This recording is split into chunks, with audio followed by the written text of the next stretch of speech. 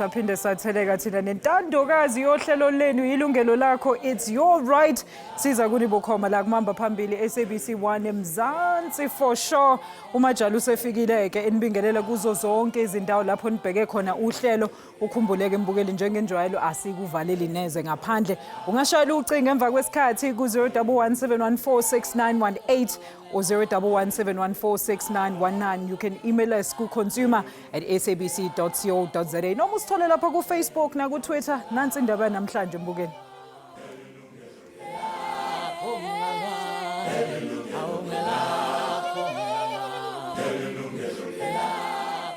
Mbukeli njengoba uFebruary phela kuyinyanga yezothando sihlale sebhekene nokujabulisa abantu bethu kodwa bangaki abethu ababona kufanele ukuthi phela sibuze sihlekisana nabo mayelana nezindaba zezimali zabo. Osaziyo bathi akukho kubi ukumbuza othandana naye phela mayelana nendlela aphatha futhi asebenzisa ngayo imali ngaphambi kokuthi nina nobabili nithathane ngokomthetho. Umamthethwa wenzelo luphando. Uhlolanja ungezinye yezikhathi zemishado kulilizelwa ngapha nangapha. Ukushada kuyenye yezinto eziyigugu njengoba uhlelela isikhathi eside. Abathengi abaningi bashada nabantu cishe abazi yonke into ngabo ngaphandle kokwazi indlela abaphatha ngayo imali kanye nezikweletu zabo.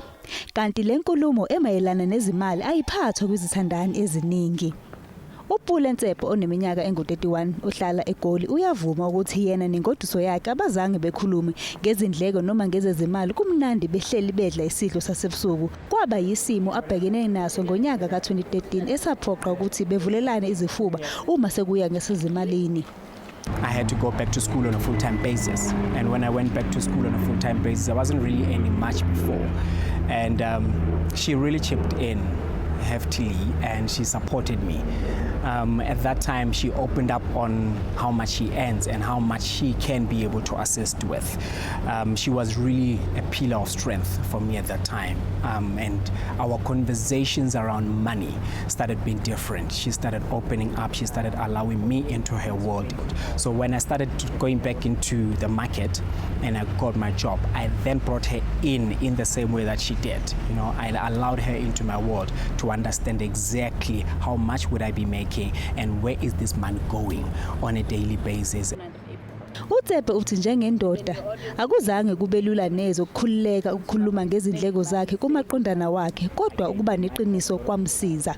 When it comes to guys, I mean, we know that if a woman knows that I earn less than her, most probably that I might not be as respected as I would like to be, which is not a fair thing for us to put on ourselves. I don't think in 2017 that's still the conversation we should be having, because women are as capable as we are. So let's balance the scales and let's deal with our issues as men and let's deal with our pride and open up. If you're broke, you're broke. Tell the woman, I can't take you out. It's Valentine's Day. If I can't get you a gift today, I can't get you a gift. That's as blatant, as open as it is. It helps to be honest in a relationship when it comes to money.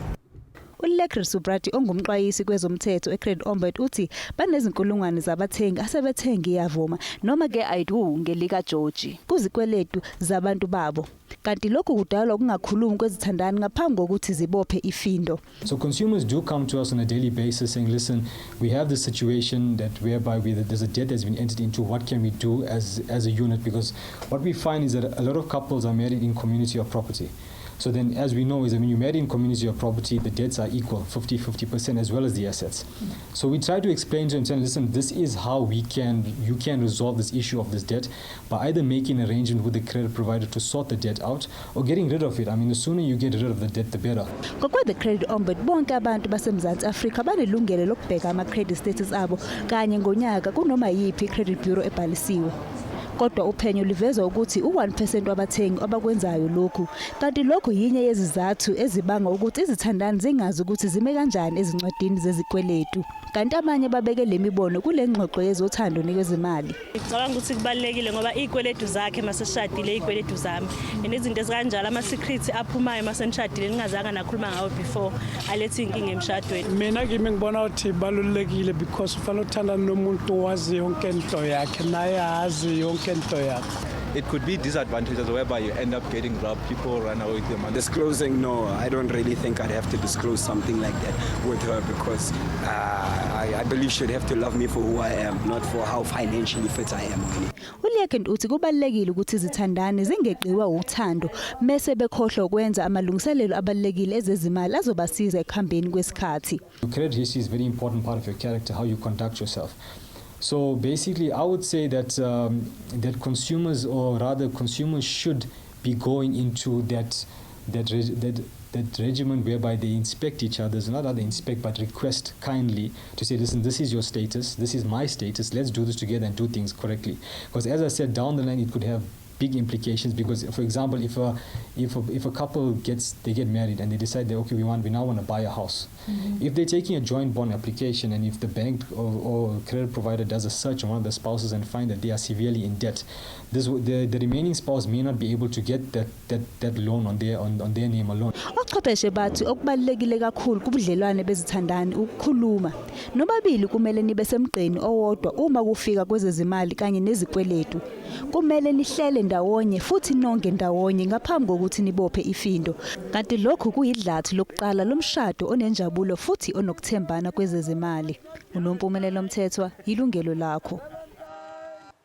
Yo, siyabonga kakhulu kwintokazi uNompumelelo Mthethwa ngalelo phando masamukela izivakashi zethu ke namhlanje abazosiza phela mayelana nendaba yemali nokuthandana. Sinayo uSalem Gyafta yena kobuye kwihhovisi lomxazululi wezinkinga zezikweletu phecelezi credit ombudsman. Sibe naye ke ubhoti uJohn Manyike yena ke ubuye kwa Old Mutual. Ladies and gentlemen, a very good afternoon.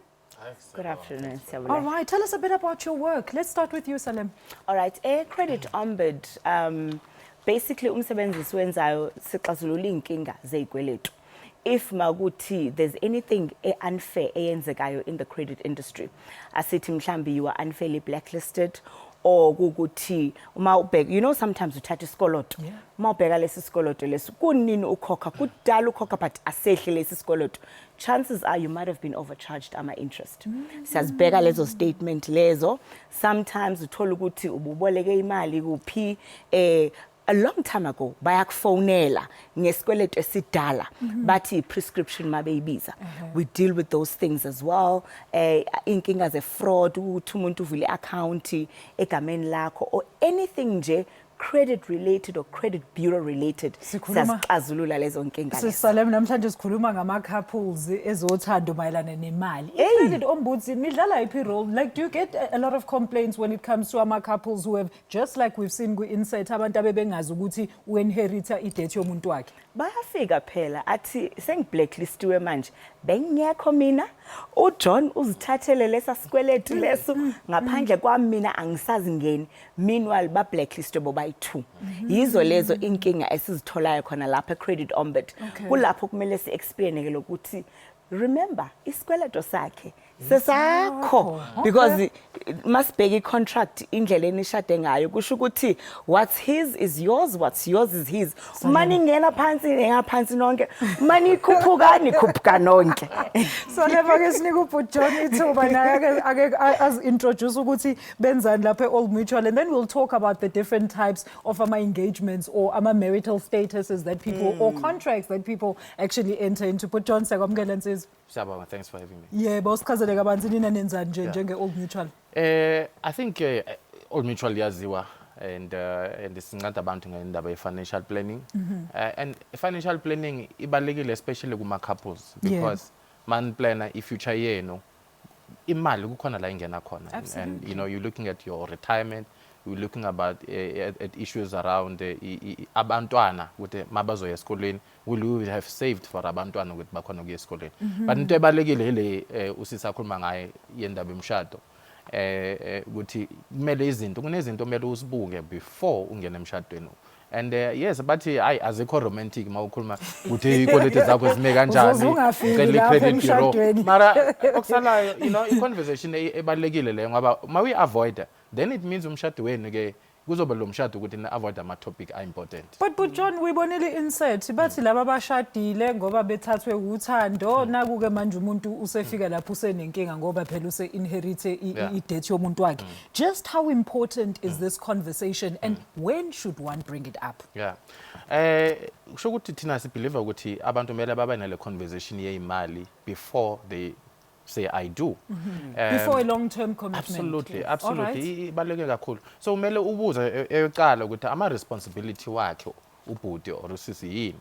Because sometimes sinabantwana maybe before marriage, sometimes abanye bayibiza balance brought forward. Sinabantwana babuya like from our previous life and kunama responsibilities, co-maintenance. These things umele ube transparent, ube open, ukhulume nomuntu wakho. And then indaba yeyikweletu of course. If cabanga umuntu unesikweletu se 2 million, mhlambe umuntu wamabhizinisi uyashada, nishada in commutable property. Kusho ukuthi lo sisi uzoba nesikweletu leso se 1 million and bekangekho ngaleso sikhathi lesikweletu masicala. So automatically she becomes a shareholder. That's why sithi kubalekile ukuthi to know ukuthi yini ungena kuyo and to be able to say I can before you say I do. Salem, I mean, let's talk about this. A lot of people will say, like, like the different people on the streets, but they don't feel the need to disclose it because we're not in a serious relationship. Why that's the thing that's going to make you come and ask money at the end of the month. So at which, who should disclose? I mean, at what type of relationship? This is what I want to understand. Are we living together? Disclosure at which point? I think masesibona sisukuthi relationship yethu is serious manje.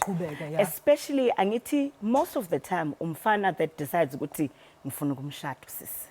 You know, and that's a conversation anybanayo openly.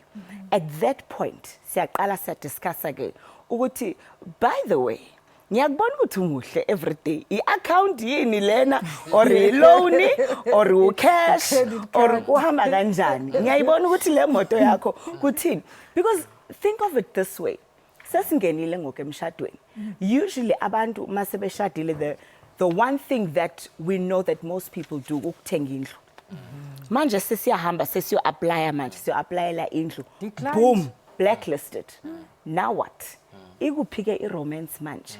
You know, now we need to bring in their topic, less city unromantic.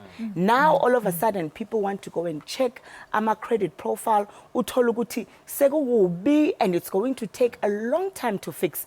Whereas, besinogo fix alando before we say I do. How do you fix it before you say I do? I guess it's a John nangumuntu neskweletu sa 2 million rand and he's really interested ukuthi uyakushada.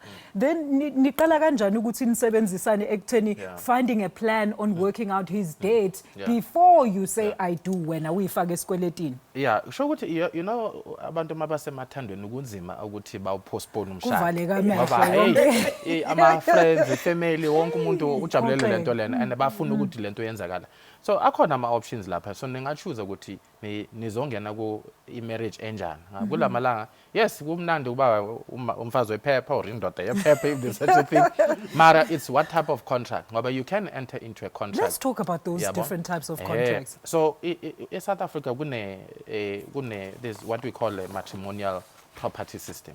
So ngaphandle kwe customary marriage which is also by the way legal because mawukhokhi ulobola technically it amounts to incommutable property. Okay. So and so you can go and register lo mshado we lobola or if ungaregister one and mhlambe kune dispute that's why it's important ukuthi you get it registered. But if it's not registered in Home Affairs you can approach a court ukuthi ufuna lo mshado we sinto udeclare as a marriage, as a customary law. Okay. And in which case, makwenzaka kanjalo, it means ama assets wenu it's 50-50. Okay, Putrani bambe lapho ngoba ngeke usaqhubeka uyachaza kodwa ngifuna abantu bazwisise kahle. Mbukeli asithi shelele ngaseyitolo siyabuya emva kwalokho.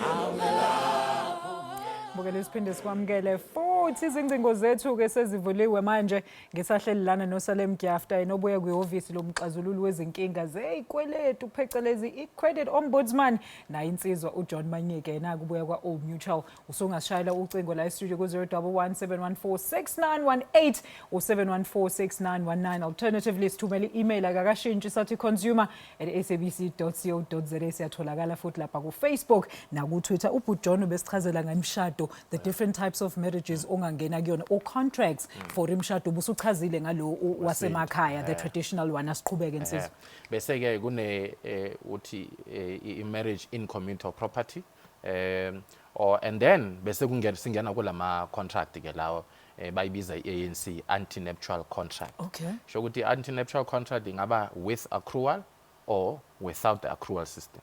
So mabathi i-anti-nuptial contract with accrual kusho ukuthi nishadile and then iikweleti zakho or zenu before nishada are not part of estate of the marriage. Okay. So at least you are protected in that regard. Umuntu ngeke athi no ngize ne-1,000,000 rand yesikweleti sami and ngiku credit bureau ngeke ku affect leyo.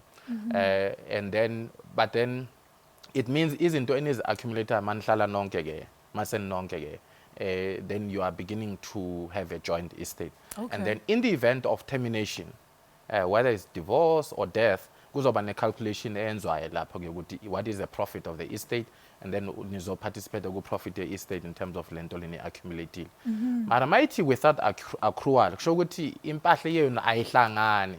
So omunye nomunye ukuleni yakhe although nishadile so ikweleti zakho ezami nama assets wakho impahla yakho iyakho ayihlangane including a pension. And sometimes for abantu abenza i-business banoku prefer ke imshado enjalo because then if i-business ingahambi kahle ungafike i-situation la usheriff makazo attach naye if izinto zingama kahle usezokhipha yonke ifurniture endlini. So Salem, let's talk about this. I mean, in the black community, izinto zomshado, I don't think conversations like this are easily brought up. But let's try, what can we do to try and that mindset, to try and change that mindset? Ukuthi yazini, it's not ukuthi kungcono ukuthi wazi before you commit yourself to someone or something. Ngoba sisi kunzima ukulungisa into ongayazi. Ma ungayazi ulungisa intoni phi kanjani. And the thing is, I think Tina, especially Tina bantu bamnyama, asiyekela ukucabanga ukuthi uma ngithi let's discuss i-payslip, asibheka ama-bank statement or sibheka ama-credit report, angigijimisa imali yakho. Siphila ku-2017, siyasebenza, senza imali, akusekho la imbalance yakudala ukuthi umfazi uhlele endlini akhonda yenzayo. Nathi siyaphanda njengabafazi. So uma ngiza ngithi asikhulume ngezezimali, angigijimisa imali yakho but ngizama ukuthi sibone ukuthi uma sesiya phambili sihamba kanjani phambili ngoba sibonile from past experiences from abasuka endleleni ukuthi yazini the one thing that chokes many marriages indaba yezimali indaba yezikweletu. That's the reality. So sizama ukuchintsha lonto ukuthi yazini ukuthi umshado wethu uqhubeke phambili ungafi. Asikhulume ngendaba zezimali, sikhulume ngendaba zezikweletu, si understand ukuthi we are one now. Masishada. Therefore inkinga zakho ngikhona ukuthi ngikusize nezami ukuthi ungisize. Just like sisizana sihlala endlini A1 senza yonke into together. Why must we separate le ndaba yemali? Ukuthi mase kuphambili manje we are now in trouble because of that. I'm just worried kuzoba njani kuleyo indlu sekuthiwa nali ikhabethe lakho legrosa lesibone ukuthi bathini la ku Facebook uKamogelo Moropa uthi sometimes finance strengthen the love in the relationship, but I must say that it is all in the mentality of women. Most women love men because of money. Salim we can't let that go into emoyeni singayidispute ukuthi ngale sizokunika ithuba BuJohn. Yazini sisi we are so empowered nowadays. The way isikali sesime ngakhona futhi uma sesibheka siso manje. It's lopsided. Yeah, uthola ukuthi yithi abahola ukudlula bona. So that discussion angeke sikhulume ngo-2017. All right, but John, is there anything you want to say to that perception that still reality, exists clearly? Look, of course, in abantu abafani ngeke sigeneralize ukuthi all women are like that. But I think into ebalekile that we need to take into account is that research is ukuthi a lot of marriages are broken down because of money quarrels. Yeah. Abantu balwa over indaba zema. It's because leyo conversation never took place in the first place. I'm sure. So that is why kubalekile ukuthi ibe khona. So akumelanga ukuthi umama abe ne fear yokuthi what if I pop the question yemali uzocanga ukuthi ngifuna imali yakhe. But the reality is that asikhulumeni ngalento lokuthi sizosebenzisa kanjani imali. And irole yami yini as umama la endlini.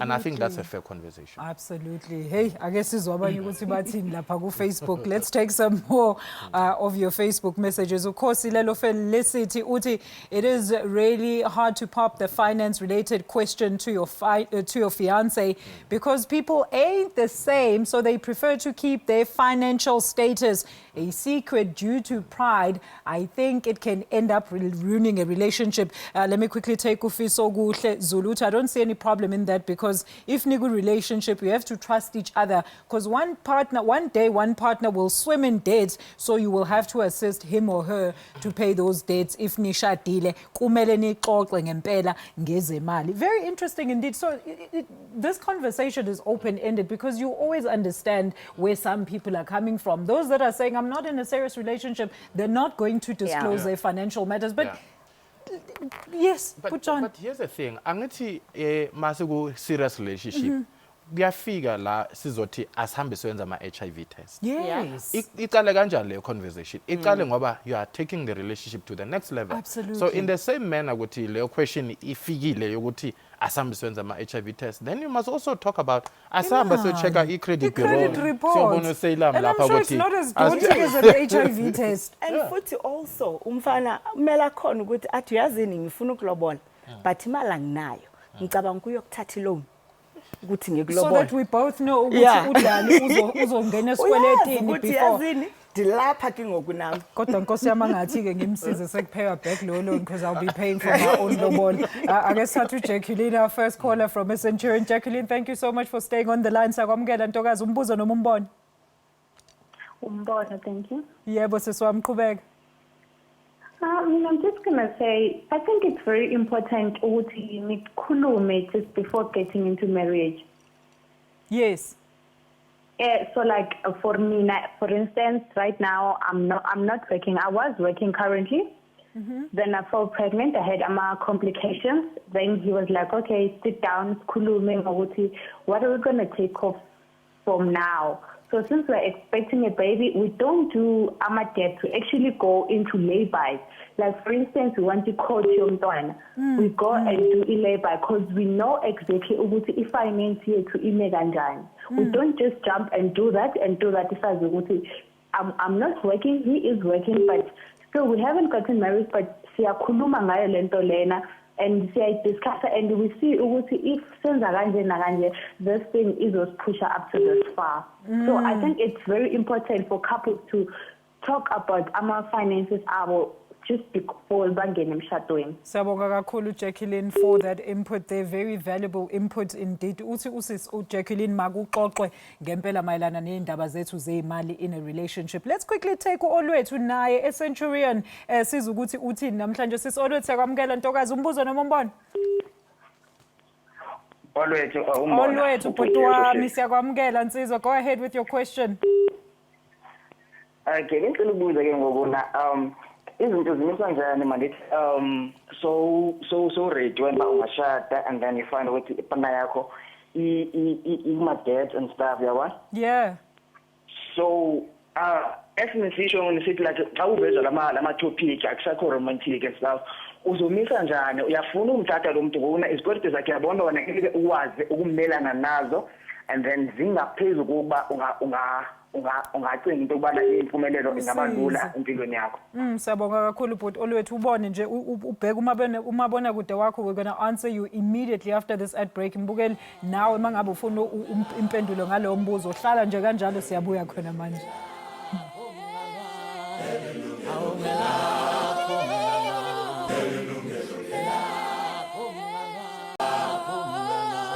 Yilungelo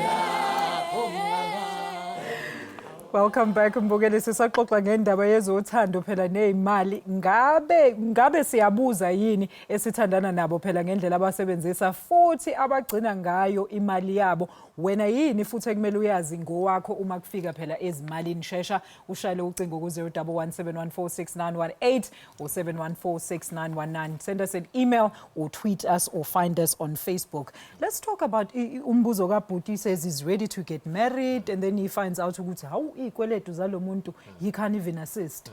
What happens then? Uthando over money, what happens in that variable? But John? Yeah, you see indaba yemali emshadweni into ezoyenzeka sithanda or singathanda. The question is sizobana le conversation before voluntarily or are we going to be forced to sibana le conversation when the stuff hits the fan? You don't have a choice. That's why besikhuluma off air ukuthi abanye aboba benza njani omama babacela imali bavela athi maqeda no ayisekho imali. But is that wise though, Salim, to think of things that way? Is it wise? Okay, the thing is, Sisi, when we sit and discuss, yes, if, like for example, umlaleli esisho ukuthi ngiyafuna umshado but angikhona ukuthi ngimsize ngeyikweletu. Sometimes it's not about ukumsiza eyikweletu zakho. This is exactly what I want to know. It is to say, okay, mina ekupheleni kwenyanga ngisalelwa u36 rand, for example. Therefore, if siyangena kulo mshado, kusho ukuthi indlu izokhokhelwa uwe. Igroza izokwenza nguwe, ama responsibility azokwenza nguwe. Therefore, are we in agreement na ukuthi siyangena ka so and for how long is this going to take? So le conversation whether siyathanda noma asithandi ibalekile. And Upu John was saying when we were talking off air, kunama experts that we need to see before starting.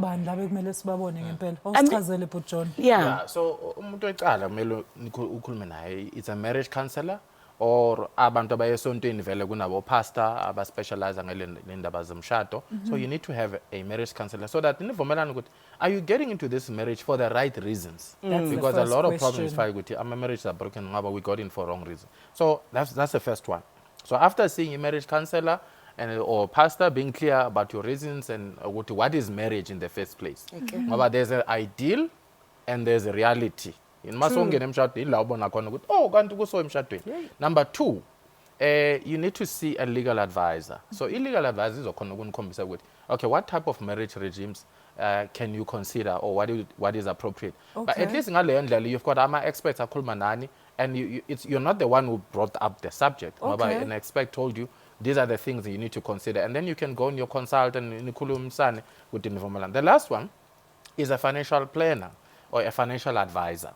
You know, so where you talk with, okay, what are the things we're going to be doing jointly to protect each other, our assets, so accumulate wealth, and also financial planning in terms of our product. Because remember, if anything happens to whether we are sure now or anything, unfortunately, the should you die conversation, figure now. But I don't want to end up being poor because so you need to talk about those things in life cover. What's going to happen we bond? If it's a single marriage and we've got obligations and then what's going to happen is that if one party are shown, then you're going to be faced with a bond, abantuana. Is there a life cover to pay off a bond in danger? What if you get sick? What if you become disabled? Those are the three experts. Yo, wow, Mbukela, hope ukuthi ulalele lapho ukuthi obani kumele ubabone before wena ucabanga indaba zomshado. Futhi siyabonga eNanda Nsizwa siyakwamukela umbuzo lobumbona.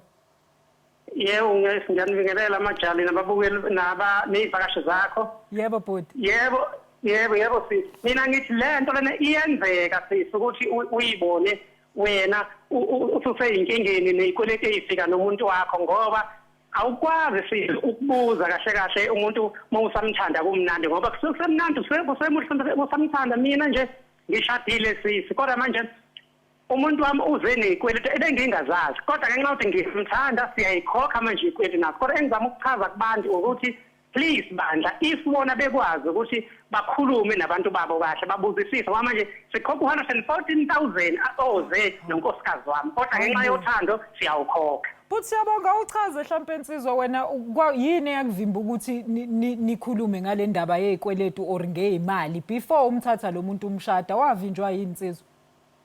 Hayi sisi uyabona ngathi nje uthando uyabona umuntu mawumthanda uyitshela yonke nje inhle yonke into inhle nje ngoba uyabona umuntu wakho before udecide ukuthi uyamthanda and uyamshada usuke umthandile wamuhle manje usuyithatha yonke into ngaye inhle yonke uyabona kanti awazi ukuthi emshadweni uzobe kuvuka kunye ngoba nje naye lokhu uvele sekusemshadweni wathi hayibo kanti lo muntu uza 114,000 manje lapho nami ngenxa ukuthi ngiyamthanda futhi hayi-ke Nkosi yami ngifuna umshado wami uqhubeke and uflourish ube right hayi siyawukhokha nje lo 114,000 asinankinga nakho kodwa abanye ngiyaba-advise ukuthi bandla bakhulume ngoba mhlawumbe ngeke kube easy nje mina kwenzeka nje nami bangakisi kodwa ngenxa yothando hayi usufunde kabuhlungu insizwa. Hayi siyabonga kakhulu insizwa ngokuxwayisa nabanye. I mean, this is very important. It all boils back to the thing ukuthi people are not having this very important question. So let's start there. How do we, what are the type of questions that we should be asking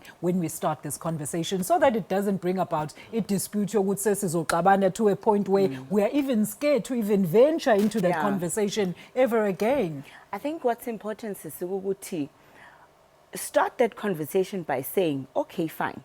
Umanye ngusesithatha olunyathelo lokuthi be it we are going to live together or be it sizoshada.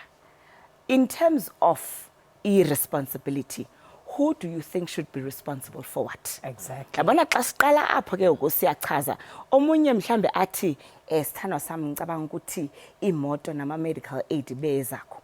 Uyakhona ukuthi yazini mina ke ngokunokwami currently isimo sami siso ngikhokhela school fees for abashana le ekhaya mina umama usupportwa yimi kanjalo seyiyaqala ke conversation nama expectations because sometimes let's say mina ngiyangena ngithi hey mase ngifika lana at least ngizophumula ukukhokha rent kanti dololo kanti sengizothatha on futhi so masiqala lapho ukuthi okay who do you think should be responsible for what and then lapho we are starting to unpack ama expectations ukuthi even though I agree with you ukuthi kumele be responsibility yami I won't be able to for now because umshana ukwi first year usaselelwe 3 years ngapha i-furniture shop or i-contract or yini ngine loan kuphi isasele i2 years kanjalo sesiyakhuluma ke manje sesiyabona ukuthi from here on siqhubeka kanjalo. All right, well it sounds very simple mbukeli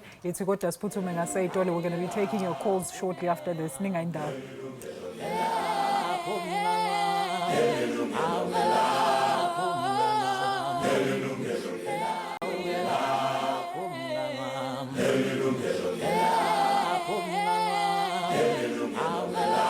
Welcome back, Mbugeli. Now, February is the month of love, and that is when many couples choose to pop the question, pamper each other with not only words and promises, but also valuable gifts. Kodwa ke ngesikhathi sokubonisana lolo thando, esingakuboni kujwayelekile ukubuzana phela ngesimo sethu sezimali. Kodwa Mbukeli qaphela, asisho ukuthi umuntu kumele abe nezindodla phela zemali ngaphambi kokuthi athandwe, cha. Sithi thina kumele umbuze ngama financial habits akhe. Yiziphi ikweletu anazo ngoba phela uma senithathene izikweletu zepartner yakho can also become yours. Uyasho nomthetho kanjalo. Asithatha uqeda ukwazi phansi enquthu kwaZulu Natal insizwa sakwamukela ohlelweni umbuzo noma umbono. Uyaphila sisi neyihambeli. Siyaphila insizwa yamqhubeka ngombuzo.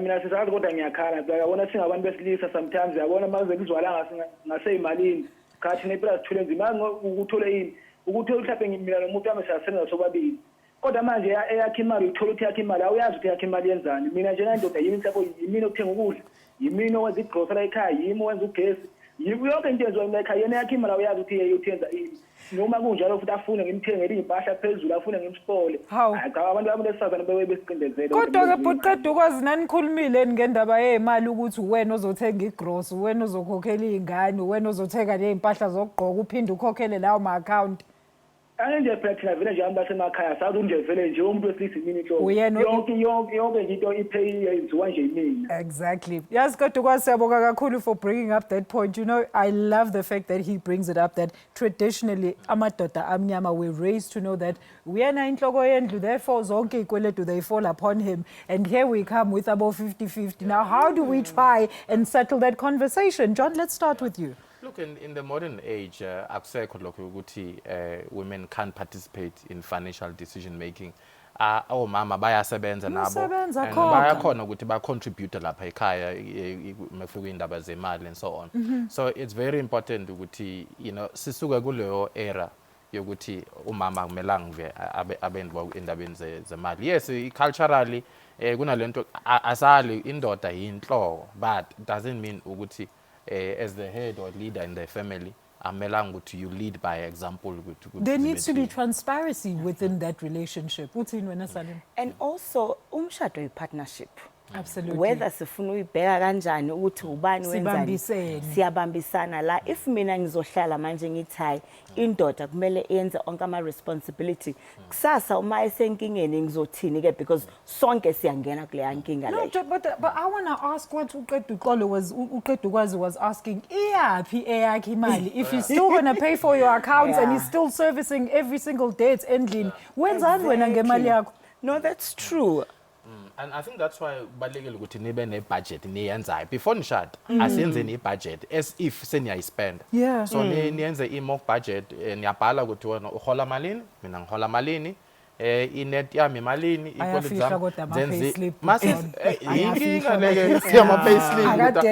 payslip like it's like a lotto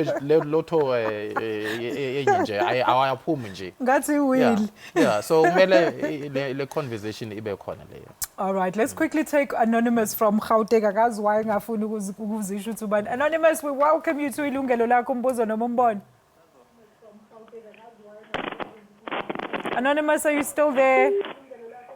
Yebo, kunjani? Siyaphila nsizwa, qhubeka ngombuzo noma umbono. Siyaphila. Inkinga ukuthi ukhuluma kanjani indaba eso yema finances nomuntu wakho, ngoba kusanendaba yokuthi niyathandana ngapha. And Anonymous, ngicela ungehlisele i-TV yakho lapho nsizwa khona sozwana kahle. Okay. All right. There you go. Qhubeka ke nsizwa.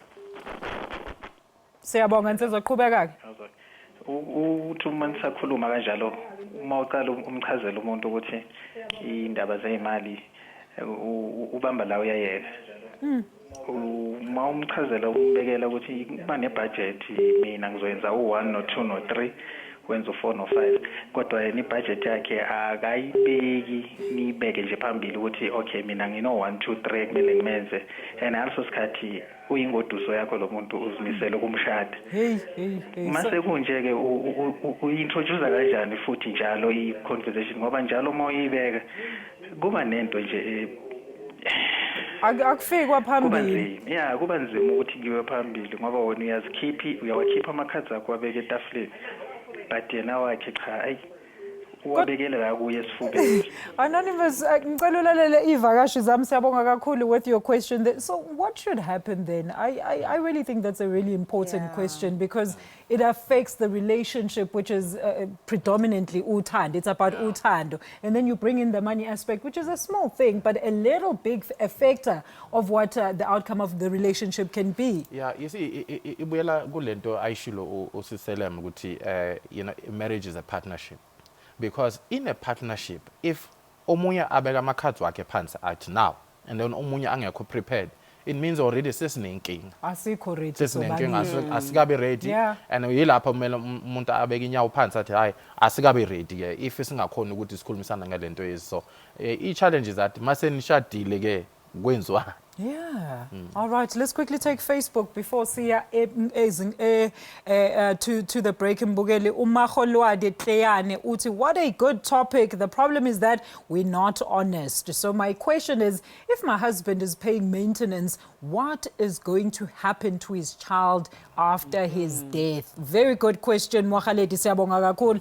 Moment Nywa Momo, I hope that I pronounced that right. Uti, point is most men don't get them themselves where they don't want to be. Most men first look at themselves before committing. If he's not balanced enough, he won't get married. Well, that's the reason why men always have to be the ones deciding when to get married, because no man wants to be reliant on a woman.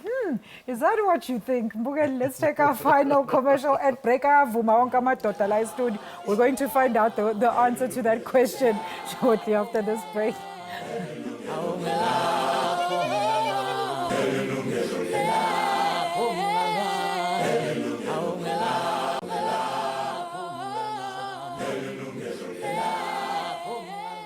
Welcome back to our final segment.